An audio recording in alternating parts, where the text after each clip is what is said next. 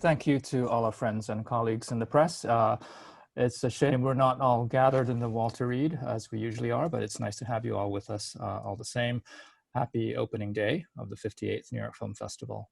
Let me introduce our guests for today's conference. Steve McQueen is the director of 3 films in the main slate this year: Mangrove, Red, White, and Blue, and our opening film, Lovers Rock, which all of you on this call will have seen, I think, in the last few hours. I'm also thrilled to be joined by the 2 wonderful lead actors of Lovers Rock, Amarah-Jae St. Aubyn and Micheal Ward. Thank you all for being with us today. Hello. Before I get to my questions, I want to thank all 3 of you for being such an important part of this very unusual festival. A lot of people took big leaps of faith to get us to this point, not least you, Steve. I especially want to thank you for your faith in our festival and for entrusting us with these very special films. I'm very excited for people to finally see them. Thank you. I'll start with a question for Steve. As I mentioned, it's one of 3 films in our lineup that you've directed, and actually one of 5 films in the Small Acts cycle. Could you maybe just start by just setting the stage for us and telling us what the Small Acts cycle is, this series of 5 standalone but interconnected films that are set in London among members of the West Indian community? Well, Small Acts starts off in 1968 at a very important time in the Black British existence. It starts off at a time when Enoch Powell is making his written about speech.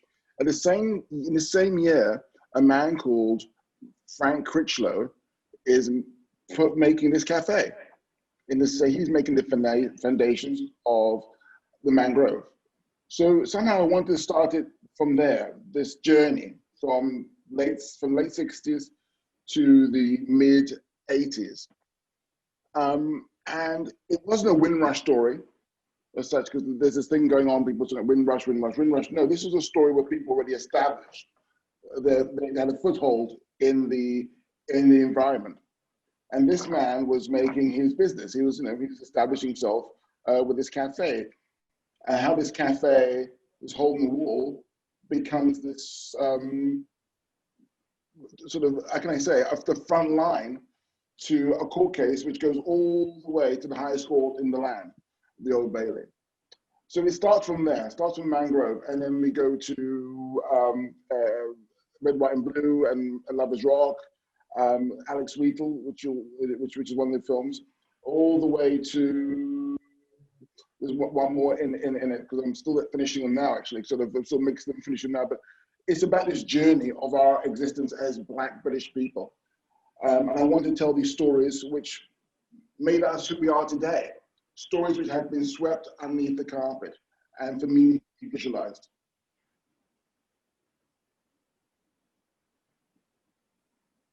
I'll pose the next question to all 3 of you, and then I'll start getting some questions from the press. All the Small Acts films are period films. They are films that bring the past to life. The other 2 films that we're showing are based on real life figures and historical events, but Lovers Rock is a film about everyday experience. So I'm just wondering, what does research mean for a film like this? Like, how do you bring this period, these people to life? Because it feels to me like a film that's put together from sense memories in a way. It's so rich in its sensory detail, the clothes, the wallpaper, the food, the music. So, can the 3 of you maybe talk about just this process of bringing the world of Lovers Rock to life? I'll start and we go. For me, what we started with was hundreds of interviews. I was sort of passionate to talk to people, to record their stories, to record their histories. So we had this amazing researcher, Helen Bart, who did a lot of the interviews. I was involved in the interviews too, just to get things firstly down on paper. I didn't know where we were going with Small Acts at the beginning. I just wanted everything down on paper. Ideas I had of people who I wanted to talk to, or people who knew of people, just to put their stories down, because they hadn't been written in history books. This is a history which was interwoven in between history, in between the text of history, but wasn't visualized, which wasn't told. And actually, it was so important to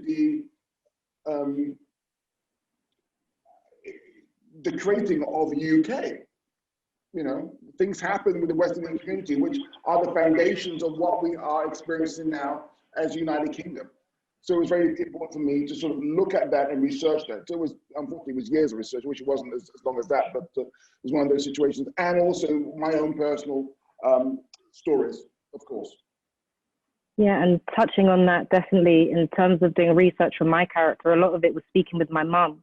My mum came here from Jamaica when she was 9, you know, so a lot of it's my mum's truth as well, my auntie's truth. This is going to be so relatable because a lot of people have experienced this in London. So yeah, for me, it was a lot more actually speaking to Steve, speaking to people like Amarah's mum and dad, and just speaking to people that I knew from that era, because obviously I'm Jamaican as well. So, you know, I've got some family that was over here from before. And a lot of my family was the later part of coming over, but it was still quite relatable for them, you know, just not having the opportunities, being around people that never really wanted them there. So it was just finding the truth in that and seeing how I can kind of communicate that as well. And to be honest, yeah, what really helped me was the costume. When I put on those shoes, that really helped me get into character. Like, honestly, as soon as I slipped them on, I was like, yep, I'm Franklin now. This is different. This is crazy. So yeah, man, that really helped, to be honest with you. All right, we have a lot of questions coming in, so I'm gonna read some of them out from the chat. First one is from Siddhant Adlaka from First Post. Question for Steve: some of the intrapersonal tension we see in the film feels like it surrounds how some of the characters sound. Which characters sound more West Indian and which characters are able to code switch to a more English accent. Was that part of the concept as you wrote it, or was it something developed during the process, perhaps with the actors? I think that was a part of my DNA growing up. I mean, you know, you speak to a friend, a spa, a family member in a certain way, then you speak to your schoolmate who happened to be, you know, white English in another way. That was just how it was. It was, you know, codes of conduct, if you will. You know, certain, courses, horses for courses. You know, it's one of those things which was it's very, very London. You know, you go here and you talk this way. You go here, you talk this way. You go there, talk this way. It was like different accents, like different languages rather than accents, because it wasn't at all. It was authentic. It's authentic. It's not sort of how can I say? It's not mimicking or sort of how can I say interpreting things, and it's basically how one actually communicates to people, and you don't even know you're doing it half the time because you need to talk to this person this way, you're talking to that person this way. So there wasn't any intention at all. It's just how you speak to people in the way they speak. That's it. That's London, really. Amarah-Jae and Michael, did you want to talk a little bit about that?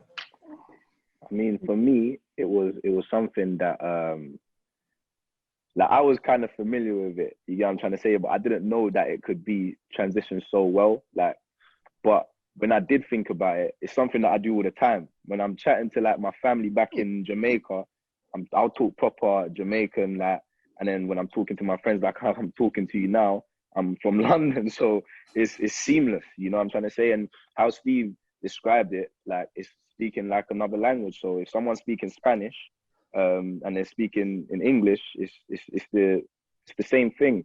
And yeah, it's pretty much the same thing, man. It wasn't really nothing that, you know, we really have to think about into much detail. Yeah, I agree with Michael, definitely. This is the way my dad speaks, the way my granddad would talk is something that I've grown up with, and I've heard people speak like this from when I was little. So it was just more about getting it into my voice and understanding it myself. But I had it with me all the time anyway. It was always in me. It's very colonial in a way, Yeah, to be honest. Yeah, very colonial. A question from Susan Kugel of Script Magazine about the script, really. Steve, which in this case you co-wrote with Corsia Newland.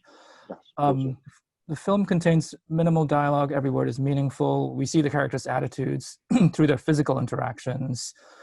Can you talk about the script, how much improvising, if the music came first or the dialogue?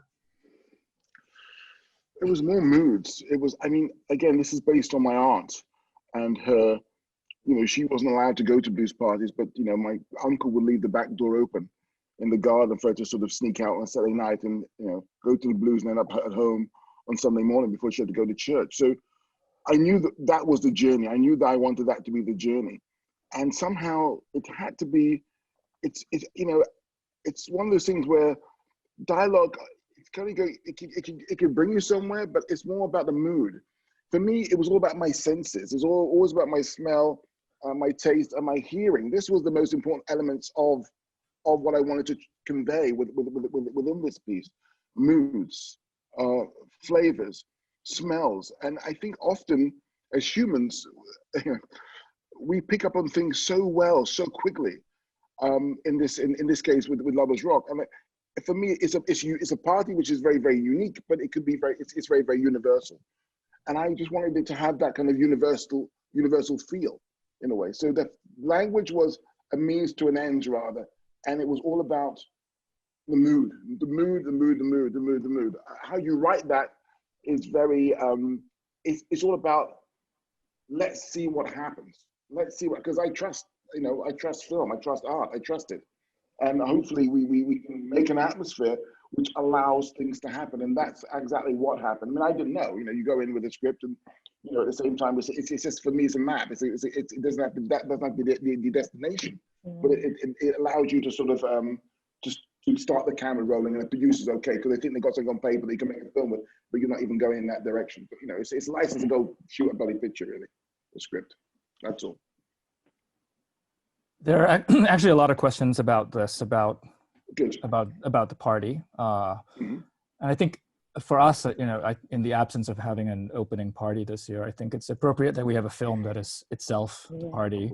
And I think this is a film that kind of reinvents the musical. And there's the questions here from various people. Adriano Arcolani is asking to elaborate on how you created the atmosphere, which I think you already touched on, Steve, but maybe it would be interesting to hear from the point of view of the actors. Question from Daniel Egan, Film Journal International, about staging, choreography, and shooting with your DP, Shabir Kirchner. And I think I would add that it's really striking how the camera works in some of these dance scenes and how much the camera is a participant in those scenes as well. For sure. By the way, I let these guys have a go. Yeah, definitely. I think what was beautiful working with the choreographer, because dance is so different now to how it was then. And a lot of it was understanding where our energy was held. So about it being rooted and heavy in your feet, and also the way the women and men wind their hips. It's unity, it's the figure of 8. And people from this party, they go off and get married and have babies. So it's all about, you know, the unity of life, which was beautiful. So I think as soon as everyone had an understanding of that, the way it just flowed, it was beautiful. I guess for me, shooting it and actually doing the dance rehearsals and stuff like that was the energy. You know, like, of course, there's parties now where energy is obviously mad high, and, you know, but back then it was a different feel, like beating on the walls and stuff like that. I felt that was a lot more prominent and something that we needed to bring, you know, because then once you brought it at that level, it's easier to bring it back. But there's no bringing it up if you start low, I feel like. So it was just good to understand where we could go with the energy and just experience it, because I'm not particularly in those scenes anyway, but just seeing what the guys created with that was just so magical, man. And it just made me so happy to actually see it again. It just took me back to watching them do it, and it was, honestly, it's beautiful. It's beautiful. I mean, Coriel Massa, the choreographer, she was, you know, integral to the development of this, because I remember as a child, you know, going to these dances, and, you know, again, I was put into the back room, and I wake up in the middle of the night and be, you know, coats sort of all over me. And but I remember how my father and mother danced. I remember how they would touch. There was this ritual of touching from the elbow and going down to the hand, and then that would be to see if the lady will want to dance with you. That energy. Look, these are amazing actors. and I had an amazing choreographer. So they knew the limits as far as language on what they could do and what they couldn't do as far as that time frame of the early 90s, early 80s. So to sort of give them that sort of limitation, but also give them the freedom within that to see what could occur was beautiful. And sometimes I didn't know. I mean, and I think Shabir, you know, the amazing DP, Shabir, he's from Antigua, so he's a sailor and he's a skater. So he's an amazing sense of balance, incredible sense of balance. So to be in that dance with that camera moving in such a way and allowing it to happen and seeing things. I was, you know, again, I was on the radio, I'm like left, right, but he knows how to move within that space. So it was a great. It was what was happening in front of the camera was happening in fact in behind the camera in a way, because it was a moment. We were, like I said it before in some interview, we were invited at a certain point. We were invited because, you know, it was their thing. There was a spiritual thing actually happening, occurring at that moment, at that time. People took off. They were there. It wasn't for us. It was for them, and we were invited. That's the difference. I feel like that's what was prominent as well, being on set, you know. It didn't feel like, oh, we're doing this for a camera. It's like we was having a party, and then the camera was just capturing that and just following the vibes with literally just following what it needed to follow, and we just trusted that it would get captured, you know. A lot of the time we was really in it, and I felt like it was just fun to just be able to do that, you know. And yeah, it was really amazing. I mean, look, nothing happened by chance, but nothing happened on purpose, and that's interesting, that balance. Please go ahead. But Steve, can you talk about the a cappella sequence? Oh my God. I think that wasn't planned, was it? No, God, no. No. I mean, you could listen. I mean, these things, you know, how can I describe that? Keep on rolling.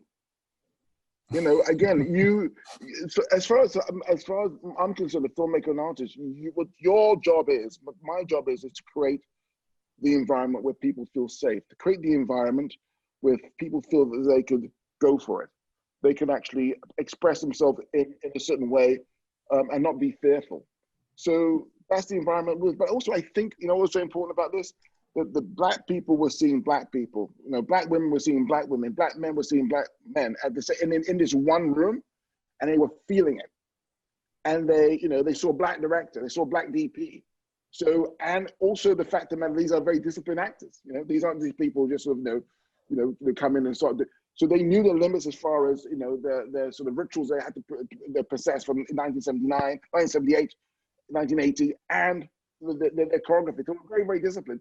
But at a certain point, they could just go for it within that. And that's what you want from an actor and actors, that they can actually go to the places that they want to go. So as far as the singer is concerned, that was just heaven, you know. So it was very spiritual. It was very spiritual. Something was happening in that room, and we were very, you know, honored to be invited to witness it. And we happened to have a camera. That was all.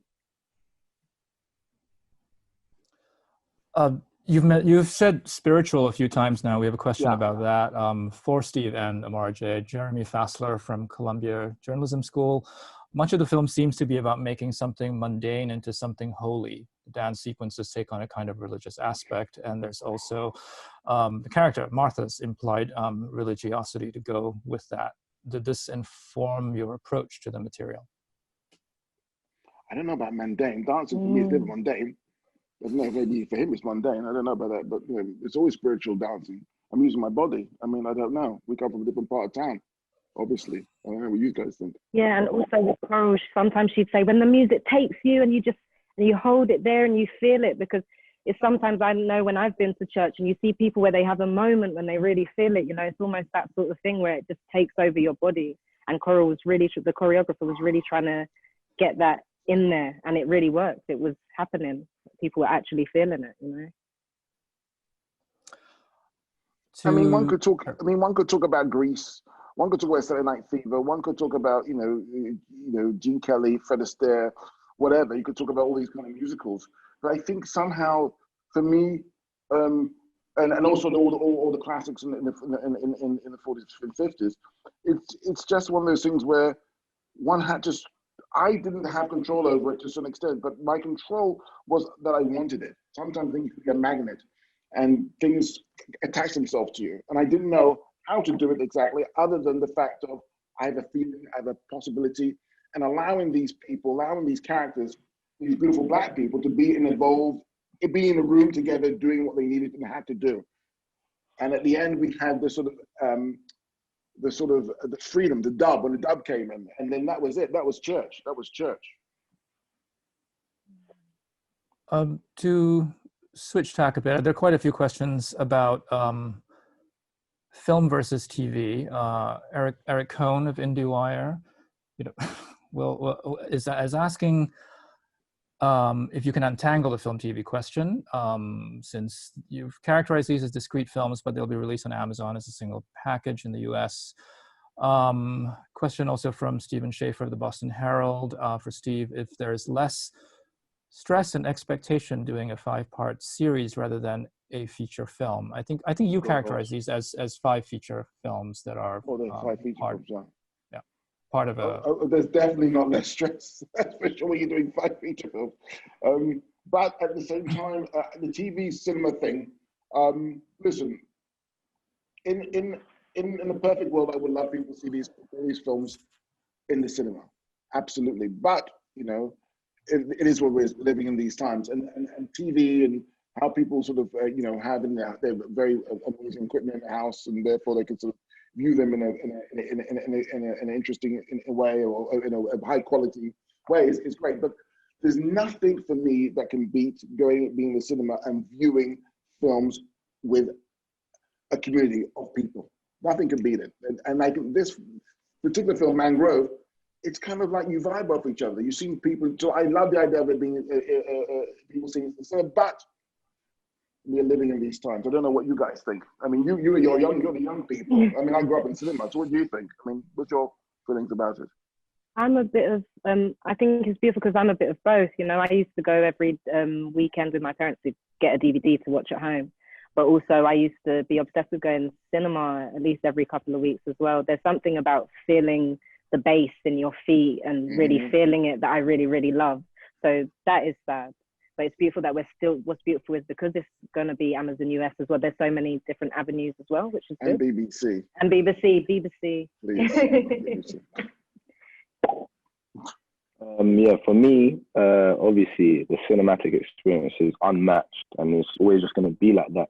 But yeah, like being able to consume it in the comfort of your own home as well is also beautiful. I know a lot of my family, like, we wouldn't go to cinema together, but we're going to watch this film together at home. So that's going to be special. Question for Steve from Nicholas Boston of Vogue. The term West Indian is used in all the promotional literature. Do you prefer it to the term Caribbean, which is more commonly used today? Well, in America, possibly. But no, West Indian. I'm West Indian. I'm of West Indian back heritage. That's me. I like it. I mean, it's old school. It's West Indian. I'm just old school like that. So yeah, I prefer. And a question that comes back to something that Michael already touched on, but maybe you can say a bit more about the costumes from Anne-Catherine Titzer of I for Films, who calls the costumes a celebration of fabric and individuality. Maybe both of the actors, Michael, you talked about the shoes already, but maybe you want to say a bit more about how the costumes. Shirt, boy. Shirt. Man, the costume department, they was so amazing, man. They knew exactly what they were doing. Pattern already, boy. It's gonna be like Travolta. I made that shirt again. Trust me. Yeah, we're bringing it back. We're bringing it back. But no, it is. With the costume and that, it was just amazing to actually see what people wore of that time. That when I remember going into the costume fitting and they were showing us images of what people used to wear, and I was like, raw, like people actually used to dress like that. Yeah. How we dress now is what not are you talking about? It was just weird to see, man. But then it was just also like just beautiful, that they didn't really care about all of this designer and all of these things. It was just you dress that. How you put it together was the most important thing. People, and that was amazing. Michael, it's like your dress. People, big singer machine, sewing machine. They can make their dress for the blues. Do it themselves. Yeah, like yes, your dress was absolutely gorgeous. And what was beautiful was Steve allowed me to work with costumes to come up with it myself, which was really helpful in terms of Martha, because me being Martha and as Martha deciding my style of clothes, everything. So it was really beautiful to work with them to do that. Also, when we had a table read, there was a massive mood board. And I'm looking and I realized my dad is in one of the pictures from back in the day with the sound system, wearing his hat exactly in the time. So it's so like, it's just completely bringing it back. Literally being there. I mean, we worked with Jacqueline Duran, of course, who's amazing costumes. A bloody artist is Jacqueline. So we just did a lot of research. And again, what was exciting for Jacqueline is that these images had never been seen before on the screen. This is a history that had never been visualized in cinema. And you see the double-breasted suit, you see the dresses that women used to sort of sew to go to the blues. So it was amazing sort of discovery for her, of course, but also we loved that we introduced it to her, and then to help us work and make it a reality. Yeah, it was exciting. I mean, people used to dress to impress, unlike now. Moving on swiftly. I mean, effort. I think we should. There's a question about music rights, which is not very. Let's not talk about rights, but I don't know. Maybe talk about music, like You know what's so interesting about music is that I just love these love songs. Oh, they're so tender. Oh my God, was it that gorgeous one? What do you think about me, baby? What do you think about me, baby? All these beautiful songs by these men, these tender men. I hope you like me. It's just gorgeous. I don't know how you felt about them. Maybe you saw them for the first time. I mean, I don't know. Yeah. Now for me, it was a journey, definitely, because it was like music that it's like from my childhood, but I kind of heard it, but I don't know if I know the song. But now when I'm listening to it, especially Silly Games, like when I said it to my mom, she was like, no, this is what you're doing your movie about. She couldn't believe it, sort of thing. So for me, it was brilliant, man. Like, it was very hypnotic, and it just set the vibe. So that's why when I say when we're in the party, we was in the party, was fully immersed, like emotionally and spiritually. So the music just done that itself, man, honestly. 100%. And I've grown up with this music. I've had it. My granddad used to have massive speakers, and when we're all eating our food around, me and my cousins, this was the music that was playing. My mum has a CD with all this kind of music that she sings her heart out on the way to work. This has always been with me. So there's also such music. Sorry, can I interrupt? I apologize quickly.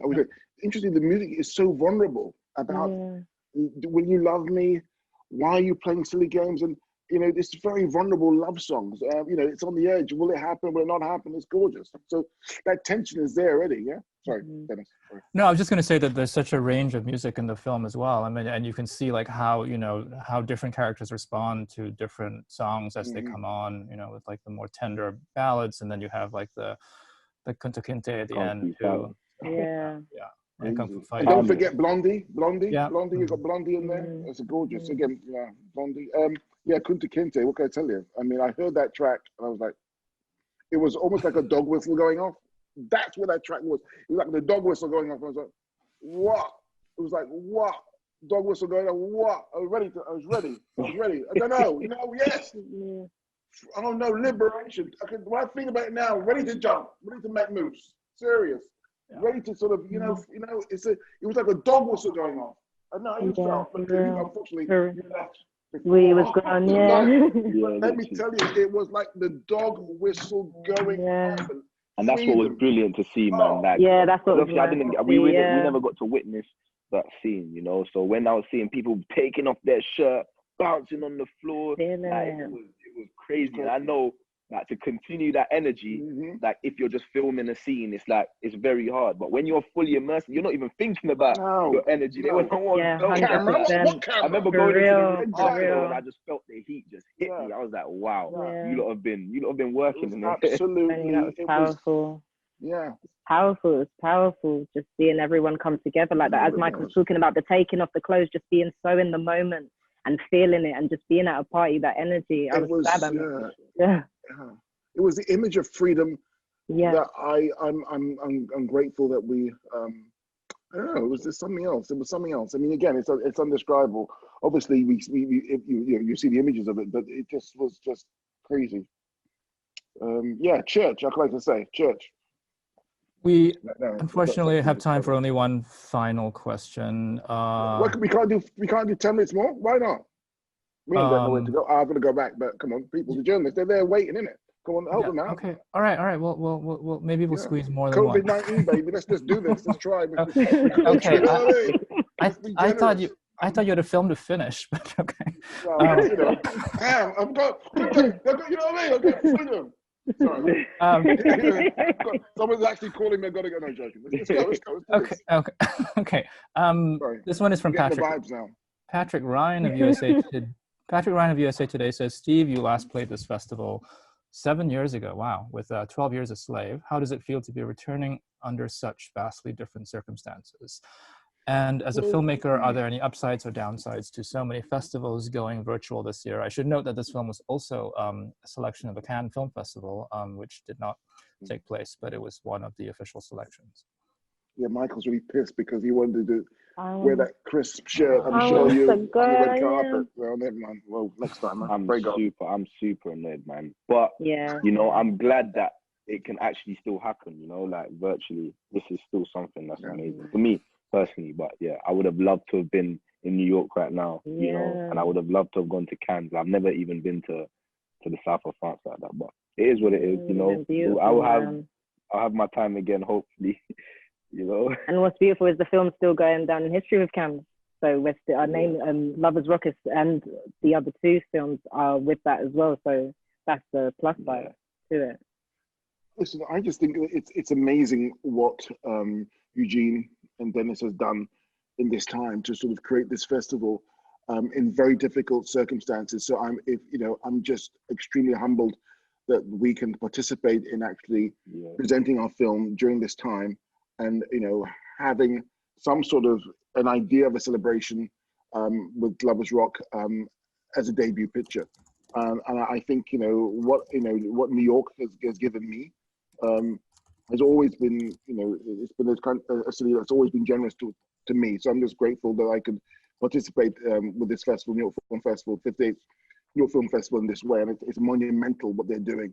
And hats off to them because, it's just, I'm very chuffed that we're involved in it, and hats off to Eugene and Dennis and their team. Well, we're as I said, very grateful to all of you for being part of it. It's quite emotional, really. Yeah. Quite emotional. Quite emotional. It really is.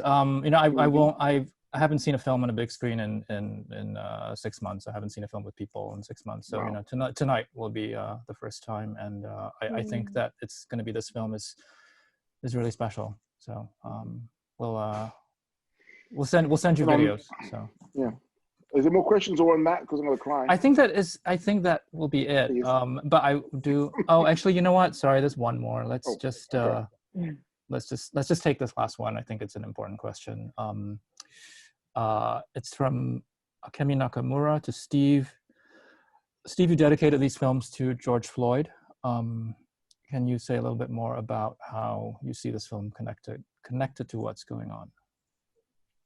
Well, what happened was I did it when we were presented with being in competition with Mangrove and Lovers Rock for Cannes Film Festival. I dedicated them in honor of George Floyd. I think so much has gone on in these sort of 6 months of our lives. I just think at a certain point we have to sort of stop and think, and we did with COVID-19. Of course, it forced us to do that. And the fact that I wish George Floyd was here today, to be honest with you. I'd rather him be here today. But all I can say is that he didn't die in vain. And these films, small acts, are a part of the narrative of being a Black person in this world. And it's just one of those things where I think we can just reflect on who we are, and where we want to go, where we want to be. And I'm just grateful that we get the opportunity to put these films out, with the circumstances we're in. And I think it's just a good time just to reflect on who we are and where we want to go, really. Because I'm done. I'm really done with, I want to just to sort of talk about things which are so much about who we can be rather than who we are right now. Yeah. I think we do have to wrap it up there. But again, thanks to all three of you. Congratulations on this amazing film. Thank you. Too bad you can't be here, but next time for sure. Yeah, so come on, Dennis. We got to do this in the cinema soon. Yeah, I also wanted to know that we are doing a live talk with Steve and other collaborators that he worked on the Small Act Cycle later in the festival. After people will have had a chance to see Mangrove and Red, White, and Blue as well. So that will be another opportunity to speak to you. Thank you, everybody. And thank you, Dennis.